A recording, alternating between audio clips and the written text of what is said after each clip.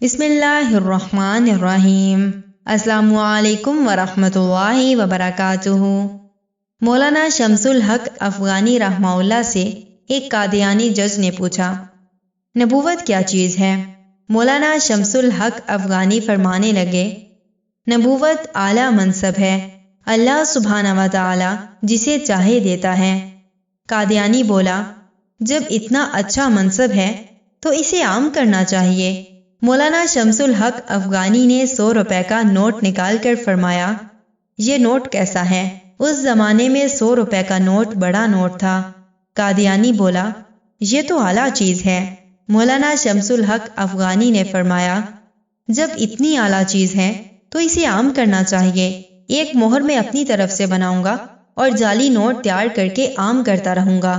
قادیانی جج بولا، یہ کام اگر آپ نے کیا تو آپ مجرم ہوں گے اور سزا کے مستحق ہوں گے۔ اس کام کی اتھارٹی صرف حکومت کے پاس ہے، کسی اور کے پاس نہیں۔ مولانا شمس الحق افغانی نے فرمایا، ٹھیک ہے، اب یہ سمجھو کہ نبوت اگرچہ اعلیٰ منصب ہے مگر اس کی اتھارٹی صرف اللہ سبحانہ و تعالی کے پاس ہے، جس کو وہ چاہے نبی بنا دیتا ہے۔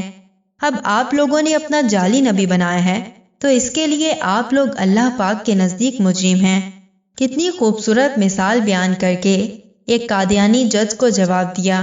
اور آج کل ہماری سب سے بڑی ذمہ داری فتنہ قادیانیت کی سرکوبی کرنا ہے۔